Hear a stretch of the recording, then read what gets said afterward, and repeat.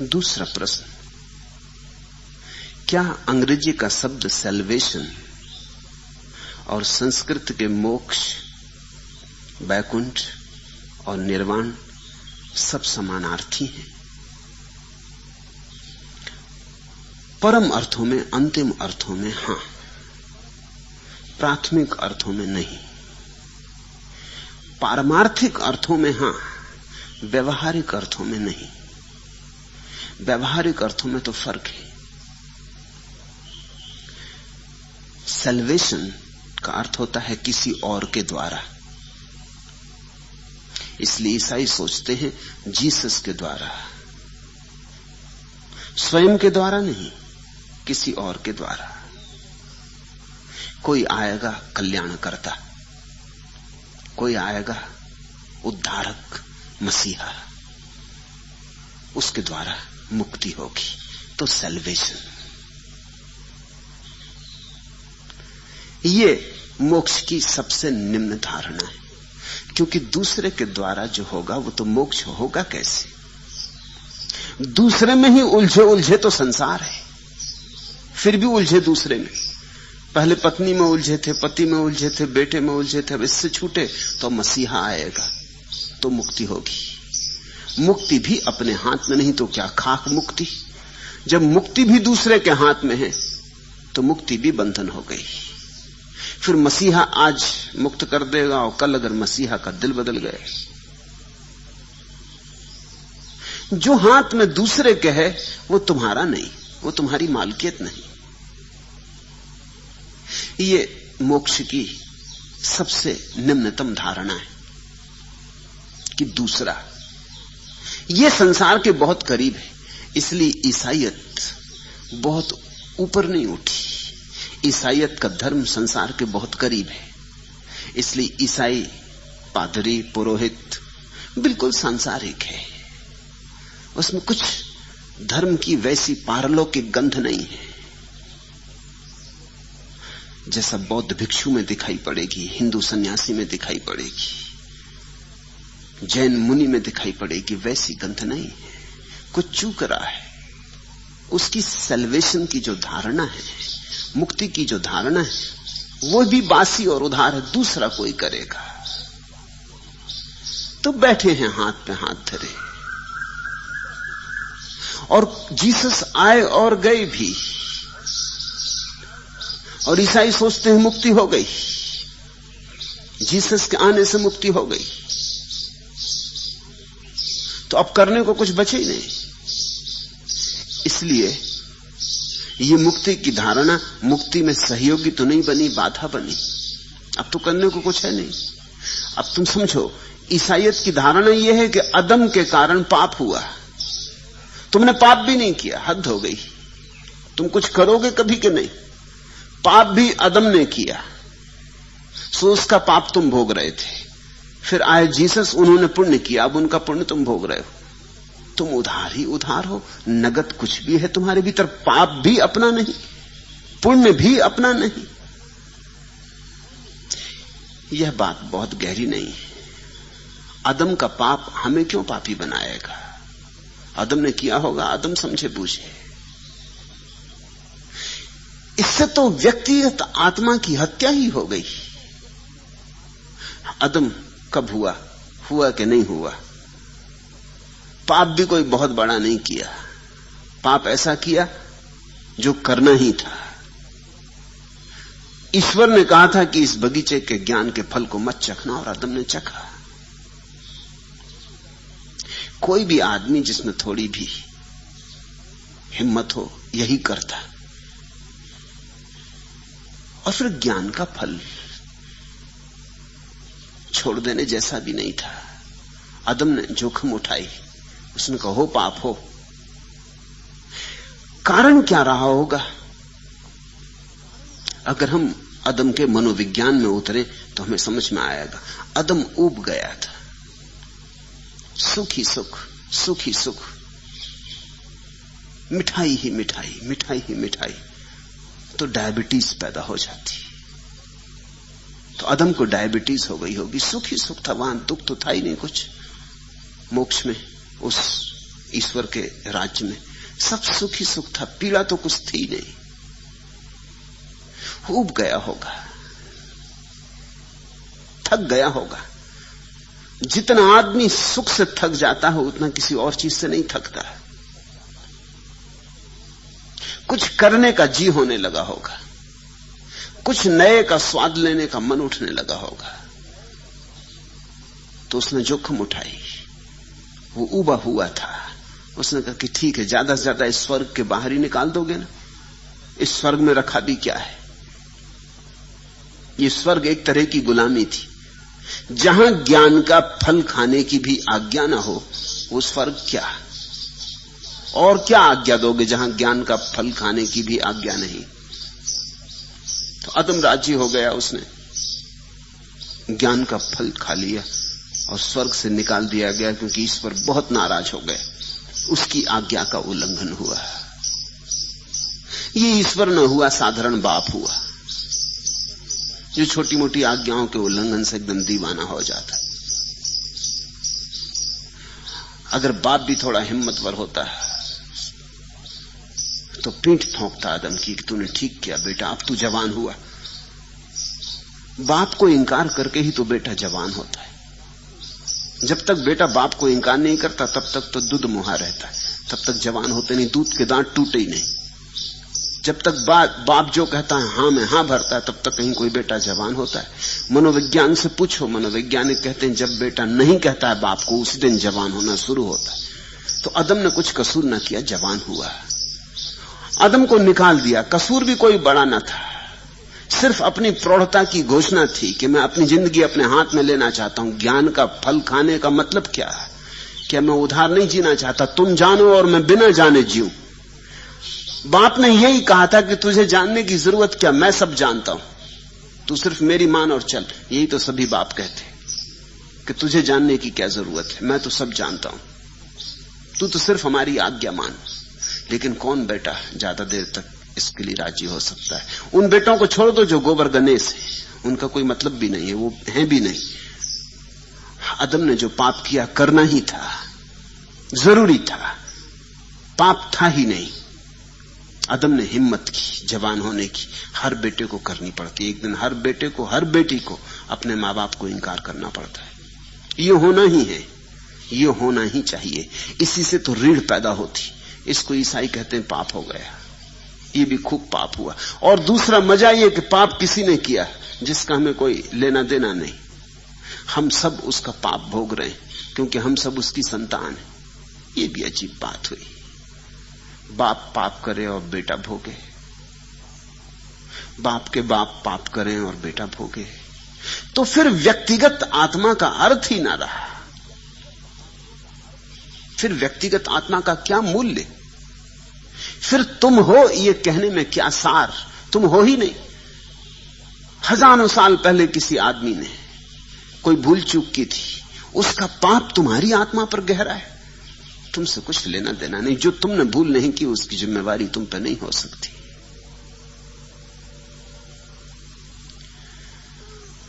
ये धारणा ही बुनियादी रूप से गलत।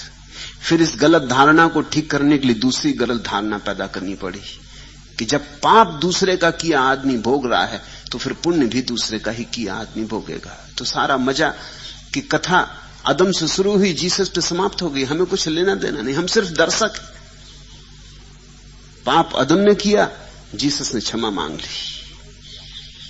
आदम ने आज्ञा तोड़ी थी, जीसस ने आज्ञा पूरी कर दी। आदम स्वर्ग के बाहर निकाल दिया गया था, जीसस जुलूस के साथ शोभा यात्रा में स्वर्ग में वापस प्रविष्ट हो गए। और हम आदम और जीसस को छोड़ के बाकी जो लोग हैं ये सिर्फ दर्शक हैं। किसी का पाप ढोते हैं, किसी का पुण्य ढोने लगते। लेकिन इसका तो अर्थ हुआ कि तुम्हारे भीतर कोई आत्मा नहीं। इसलिए मैं सैल्वेशन को मोक्ष की सबसे निम्नतम धारणा कहता हूं, क्योंकि इस पर दूसरे पर भरोसा है। मोक्ष से थोड़े ऊपर जाता है हिंदुओं का बैकुंठ, थोड़े ऊपर जाता है, बहुत ऊपर नहीं जाता। बैकुंठ का अर्थ होता है परमात्मा के प्रसाद से। कोई मनुष्य नहीं है माध्यम, लेकिन अभी भी दूसरा महत्वपूर्ण है परमात्मा का प्रसाद। परमात्मा चाहेगा तो उठा लेगा, उसकी अनुकंपा होगी तो उठा लेगा, और फिर सदा परमात्मा के साथ बैकुंठ में रहेंगे, मजा भोगेंगे, सुखी सुख होगा, स्वर्ग होगा, अप्सराएं होंगी, कल्प वृक्ष होंगे, उनके नीचे बैठ के सारी वासनाओं को तृप्त करेंगे। ये सेल्वेशन से थोड़े ऊपर जाता, कम से कम किसी मसीहा को तो बीच में नहीं लिया है, कम से कम आदम पुत्र को तो बीच में नहीं लिया है, सीधा ईश्वर है। चलो इतना ही बहुत, ये थोड़ी ऊपर जाती धारणा, और उसकी अनुकंपा से होगा। तो उसकी अनुकंपा अर्जित करनी होगी। उसकी अनुकंपा अर्जित करने के लिए हृदय को स्वच्छ करना होगा, प्रार्थना पूर्ण करना होगा, निर्मल करना होगा। ये भक्तों की धारणा है। लेकिन बैकुंठ में भी परमात्मा रहेगा, हम रहेंगे अलग अलग, दो रहेंगे।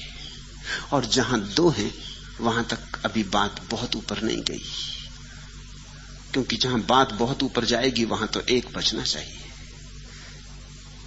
जहां तक द्वंद्व है, द्वैत है, वहां तक मन का सब विकार है, क्योंकि मन ही चीजों को दो में तोड़ता है।